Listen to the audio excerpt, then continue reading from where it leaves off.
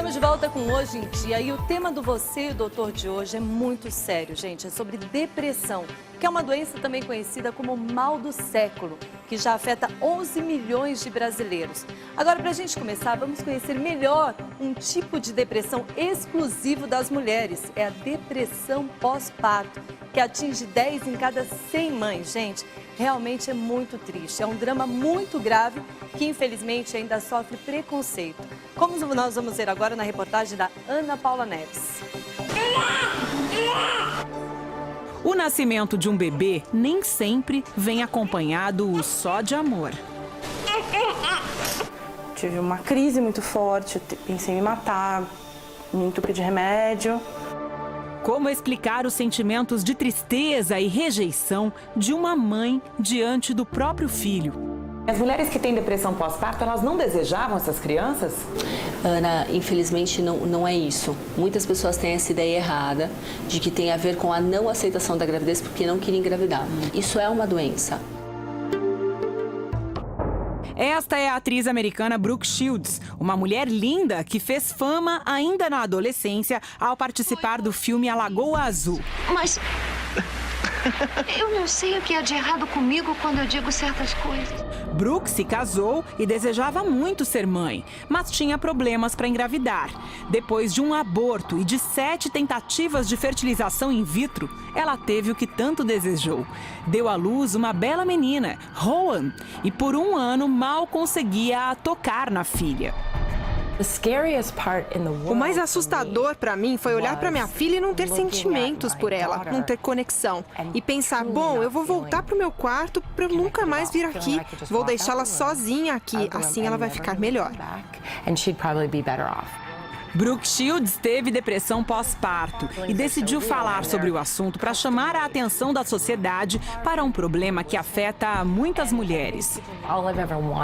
Tudo o que eu mais quis foi ser mãe. Desde criança eu sonhava com a maternidade e aí isso acontece. E junto vem sentimentos horríveis. Eu me senti alienada das pessoas que mais me amavam.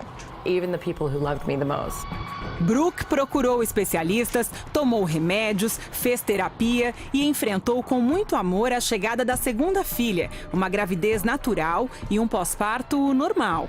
Ao tornar público o que tinha vivido, a atriz foi alvo de comentários negativos de um colega famoso.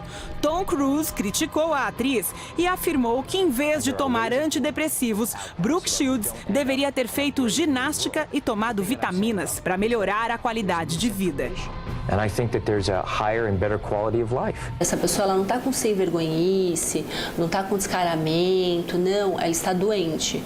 A gente tem que tratar isso como uma doença, é uma doença séria, porque ela pode realmente cometer um ato falho contra a vida do filho e contra a vida dela mesma. Estima-se que 10 em cada 100 mães tenham depressão pós-parto. Uma das explicações para esse fato pode ser a queda imediata dos hormônios femininos assim que a placenta é retirada do ventre materno. Como não existe um exame de sangue ou de imagem para confirmar o diagnóstico, normalmente é a família que estranha o comportamento dessa mãe com o bebê e leva a mulher até o especialista. Estamos na casa da Isadora e do Leandro. O casal levou anos para superar uma fase muito difícil que teve início assim que o primeiro filho deles nasceu. Ela ficava muito nervosa, não queria sair de casa, chorava toda hora e tinha medo de tudo, né? E não dormia, ficava o dia inteiro com sono, cansada, desesperada, preocupada, não se alimentava direito, quando comia, e aí uma Quando bola comia, de... descontava na comida. E muito nervosa, e descontava muito em mim também, muito. Não tinha essa aceitação de depressão. Eu não estou com depressão, imagina, eu sou a mais palhaça da turma, eu sou a que faz todo mundo rir, imagina que eu tô com depressão, isso é impossível. E aí eu falei assim, não, eu vou engravidar de novo, vou ter mais um filho. Eu falei assim, imagina, agora o segundo filho eu vou ficar tranquila, entendeu? Vai passar esses medos, eu acho que isso é medo de mãe de primeira viagem. E não era? Não passou. Não passou. Ao contrário, após o parto do Mateu, a Isadora piorou. Principalmente estava prejudicando já a nossa relação. Não tinha condição de continuar daquele jeito. E o que ela fazia para você aqui? Ela era muito nervosa, muito nervosa. Chegou a jogar algumas coisas no chão, não arremessar em mim, mas de quebrar, bater porta. A gente ia conversar, ela... Eu não aceitava. Ela descontava muita coisa. E eu sabia, eu sempre soube que essa não era a Isadora e que ela estava vivendo um momento ruim. Quase aconteceu uma tragédia. Eu tive uma crise muito forte, eu pensei em me matar, me entupir de remédio.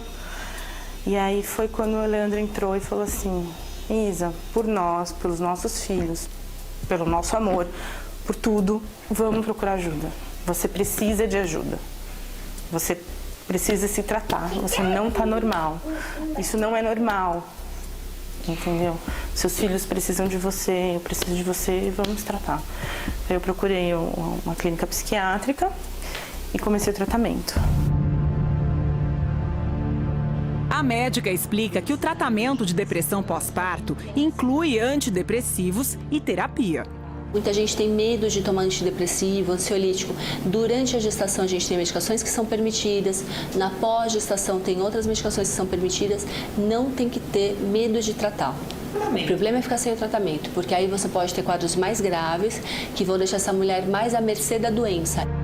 Isadora ficou quase 2 anos em tratamento. Era bancária na época e ouvia muitos comentários negativos dos colegas sobre a doença.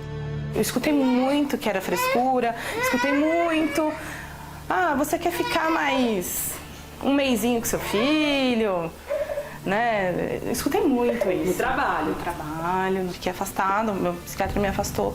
E quando eu voltei a trabalhar, eles me desligaram. Isadora acaba de ter alta médica. Agora tem consciência de que estava doente e por isso não conseguia evitar o comportamento agressivo e os pensamentos ruins sobre os filhos. Com saúde, ela está plena para viver com a família a felicidade que sempre quis ter. Dá um beijinho. Queria passar uma mensagem para as mulheres que estão passando por isso. Procurem ajuda. Não tenham vergonha. Não ache que as pessoas vão rir de você ou que vão, sabe? Conversa com o marido, conversa com o pai, conversa com a mãe, com uma amiga, mas não fique sem tratamento. Não se feche no seu mundo. Toda mãe tem frustração, toda mãe acha que é imperfeita, mas toda mãe faz o seu melhor. E a mãe se cuidando, os filhos vão estar cuidados, assim, vão estar bem. Pois é, a gente viu aí que tratamento é importante sim, só que o apoio da família é fundamental. Agora, tem muitas crianças que são diagnosticadas com a depressão. Quais serão os sintomas, né? Como que a gente pode cuidar disso? Doutor Sproy, você vai explicar tudo aqui pra gente, só que antes, a Ana tem um recado. Isso aí, Aninha, o Dr. Sproy, você já está aqui, vai falar sobre uma doença chamada depressão. A depressão que para muita gente é frescura, não é doença. Se você não teve, provavelmente você conhece alguém que já teve ou que está tendo depressão. Será que uma simples tristeza, uma tristeza prolongada já pode ser considerada depressão? Como identificar se o seu filho sofre dessa doença? E ainda você vai conhecer quem são os famosos que sofreram de depressão. Então não saia daí que a gente volta já. Hoje em dia está de volta no tema do Você e o Doutor, depressão. Uma doença que é considerada um mal do século. É uma doença da vida moderna. Agora, ao contrário do que muitos pensam, qualquer pessoa pode ter depressão. Sejam anônimos ou famosos. Veja celebridades que já sofreram com a doença. Eu tô carente desse teu abraço, desse teu amor que me deixa leve. Quem vê a estrela da música Paula Fernandes brilhar nos palcos não imagina que ela já sofreu de depressão. Eu tô carente desse olhar que mata, dessa boca quente revirando tudo. Quando era adolescente, a cantora precisou parar de cantar por 3 anos para cuidar da saúde. Paula fez até um curso de secretariado para vencer o distúrbio. O motivo seria a má fase antes do sucesso. A cantora venceu a doença há cerca de 11 anos, mas até hoje faz terapia e se preocupa em manter uma vida saudável. Tô com vontade de enfrentar o mundo, ser pra sempre o guia do seu coração. Interpretar um personagem deprimido não é fácil. Quando a doença ataca na vida real, pior ainda. Foi Foi o que aconteceu com Selton Mello. O ator e diretor disse que o quadro mental começou depois de um período que ele tomou remédios para emagrecer. Mas Selton diz que venceu a doença com a ajuda de tratamento e de atividades físicas. Núbia Oliver teve que cancelar os compromissos profissionais após ter uma recaída forte de depressão no ano passado. O problema foi que a atriz e modelo, de 41 anos, resolveu parar com os medicamentos sem conhecimento do médico. Núbia garante que está se recuperando e espera que ninguém cometa o mesmo erro que ela. Gustavo Lima costuma esbanjar animação durante os shows. Mas há quase 3 anos assustou os fãs com a declaração de que queria interromper a carreira. Estou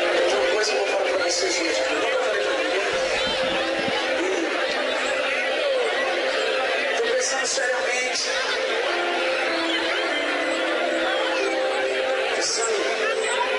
Talvez esse seja um dos últimos shows que vou fazer na minha vida.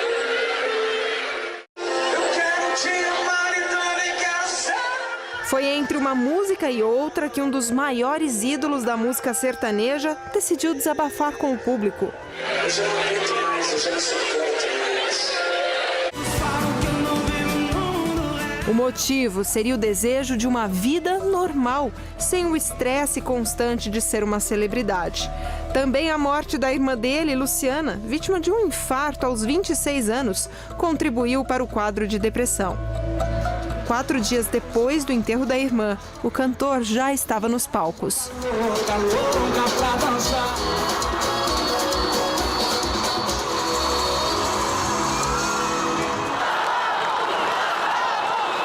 Gustavo reconheceu que vivia um momento de estresse, mas não desistiu da carreira.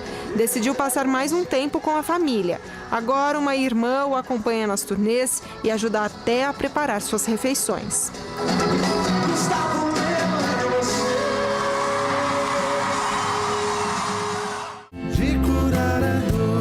O cantor Vitor, da dupla Vitor e Léo,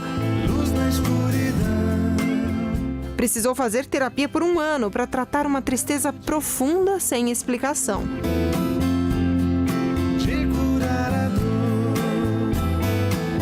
O artista vivia rodeado de fãs, mas mesmo assim se sentia sozinho. Disse que muitas pessoas interesseiras se aproximavam dele. Vitor revelou que não precisou recorrer a remédios para melhorar.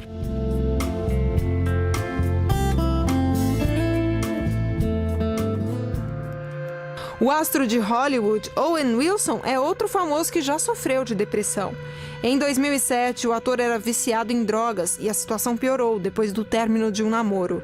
Durante uma crise, ele teria tentado o suicídio em sua casa, no estado da Califórnia, nos Estados Unidos. Amigos próximos ao ator garantem que o passado tenebroso ficou para trás e que hoje o galã está de bem com a vida.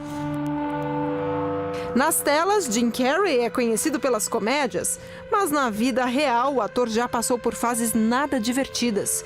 Em 2004, o astro confessou em entrevista a uma TV americana ter sofrido depressão e ter tomado um forte antidepressivo por bastante tempo.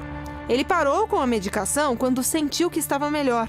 Agora diz que não fuma, não bebe café e nem álcool. Para aplacar a depressão, o ator americano David Arquette começou a beber depois de se separar da atriz Courtney Cox em 2010. A situação só piorou, mas 1 ano depois ele se internou numa clínica para tratar tanto o alcoolismo como o distúrbio psiquiátrico. Foi Deus numa oração que um dia eu pedi. Edson, da dupla sertaneja com Hudson, declarou que quando se separou do irmão e parceiro, bebia cerca de 1 litro de uísque por dia. Ele alegou que isso acontecia por causa da correria entre os shows e o longo tempo que passava na estrada. De presente você. O alcoolismo e a depressão dos 2 cantores levaram a problemas de relacionamento e a separação. 2 anos depois, a dupla resolveu se reunir de novo e agora segue na carreira. Valeu ter esperado o tempo passar pra de uma vez meu amor entregar e não sentir solidão nunca mais.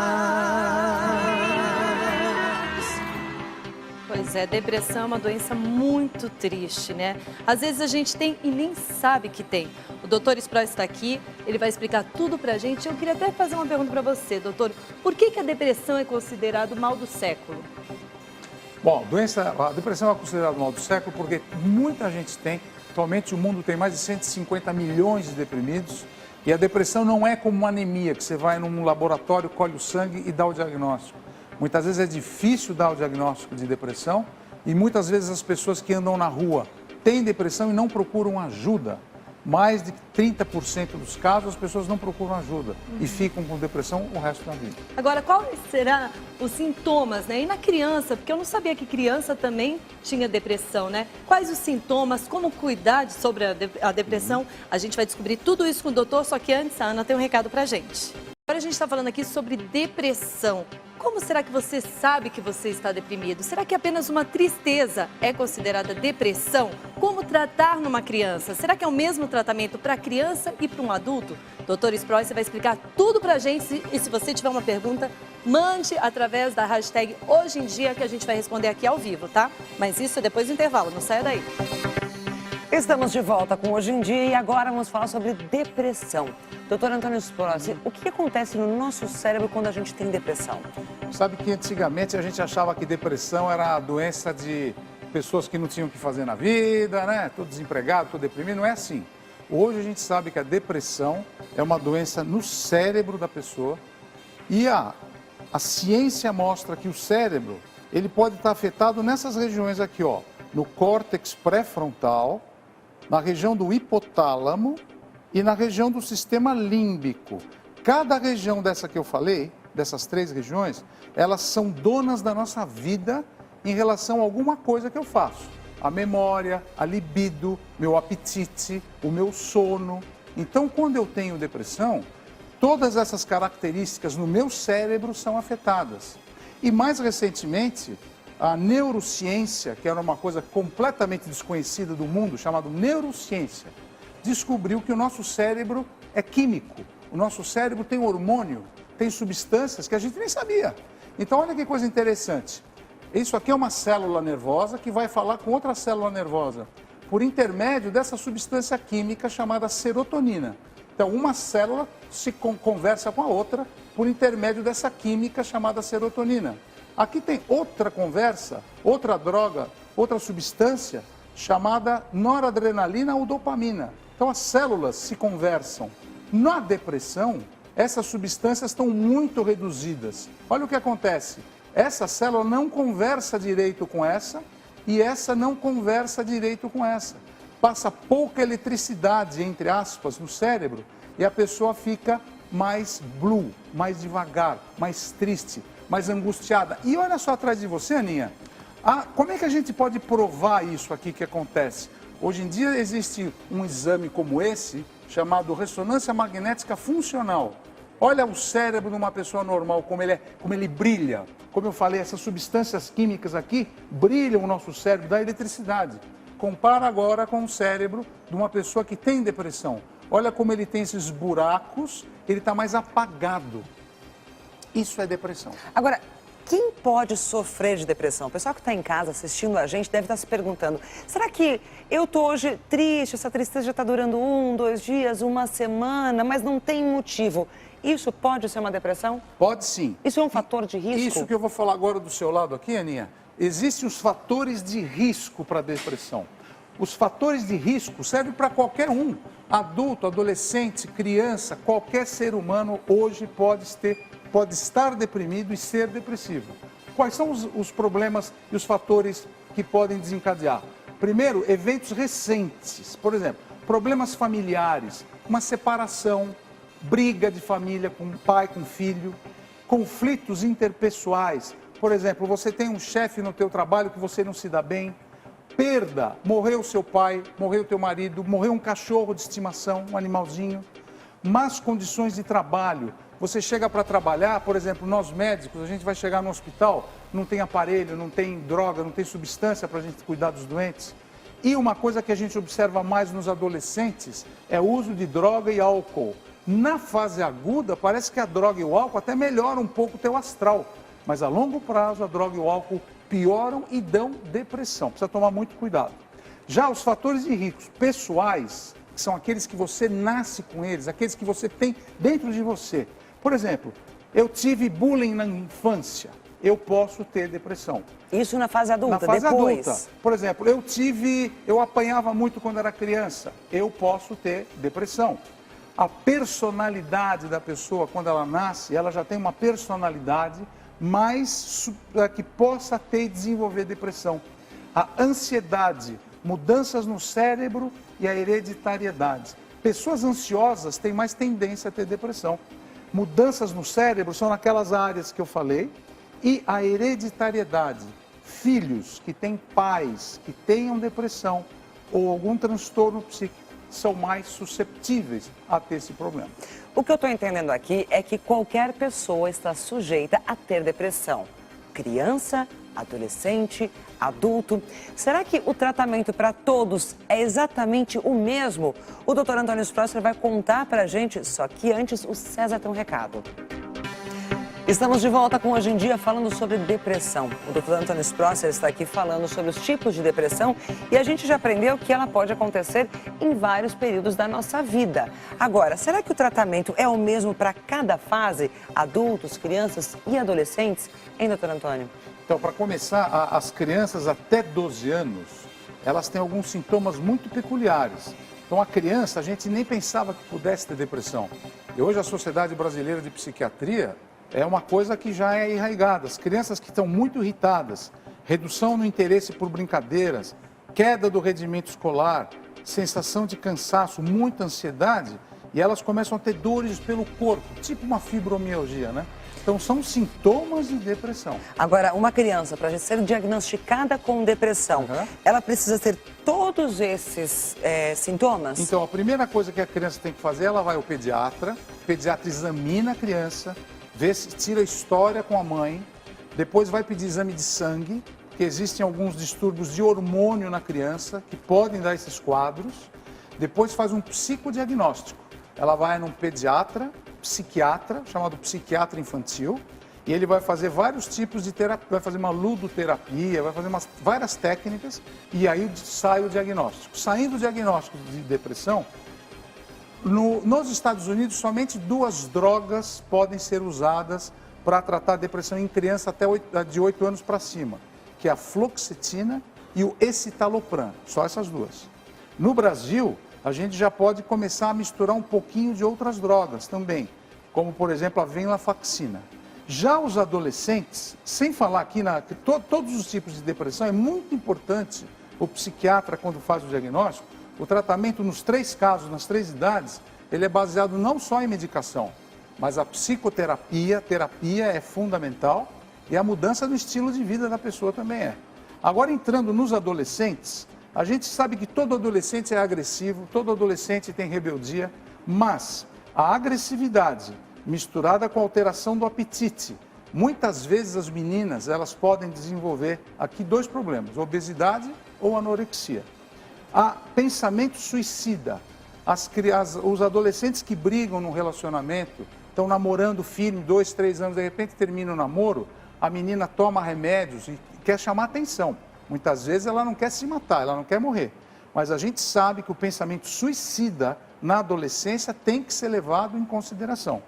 E, finalmente, o isolamento social. Aqueles adolescentes que não querem ir para a balada, querem ficar em casa, não querem estudar. Vira um caramujo. Vira um caramujo. Esses adolescentes têm que passar pelo psiquiatra, tem que ser avaliado igual aqui, pelo médico, fazer exame de sangue e depois fazer um psicodiagnóstico. A criança ainda fica mais fácil para o pai, para uma mãe, conseguir levar até um médico, até um pediatra, até um psiquiatra, para poder diagnosticar e fazer o tratamento. Verdade. Já no caso dos adolescentes, a gente percebe que muitos pais têm dificuldade porque os adolescentes, primeiro, não querem se abrir com o pai e com a mãe. Tem vergonha, tem medo muitas vezes. Tem razão. Ou fala assim, não, eu não tenho nada, e acaba fazendo isso, se fechando totalmente. Exatamente. Como um pai ou uma mãe devem agir perante a todos esses sintomas e falar assim, olha, acho que meu filho realmente precisa de ajuda. O que fazer? A melhor coisa para os pais que têm adolescentes que têm sintomas de depressão ou alteração comportamental com uso de droga e álcool é ter um jogo muito aberto com o adolescente.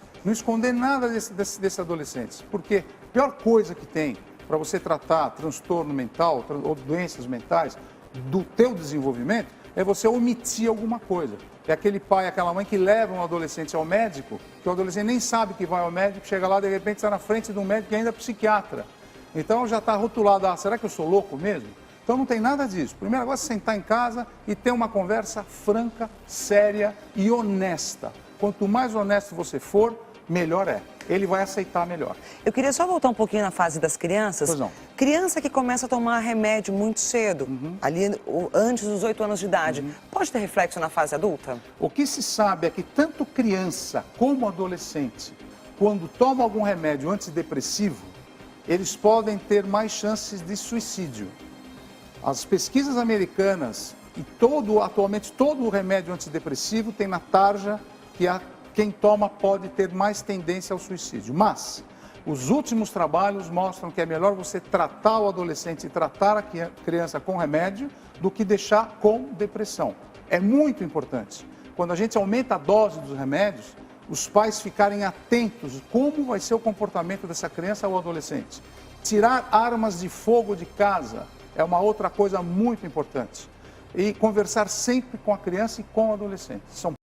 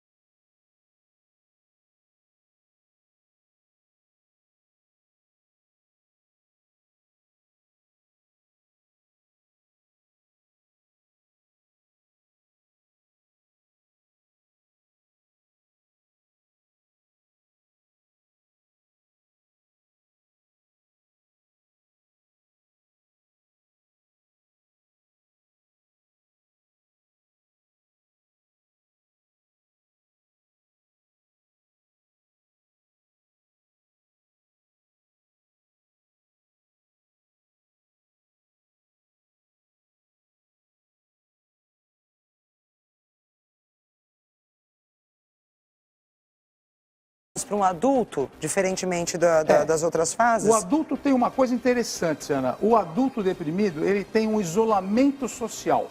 Ele procura não ir para o barzinho com os amigos, não vai para o cinema. Uma tristeza crônica, aquela angústia, aquela coisa que ele acorda, igual o César Filho, que é do interior, fala aquela tortura do caipira, né? Aquela solidão, aquela coisa, alteração do humor, para de dormir ou dorme muito e a perda da libido. Muitas vezes o homem vai ao consultório por perda da libido. Doutor, muito obrigada mais uma vez Prazer por estar toda com vocês. a aula. Até a próxima semana. Muito obrigado, boa semana.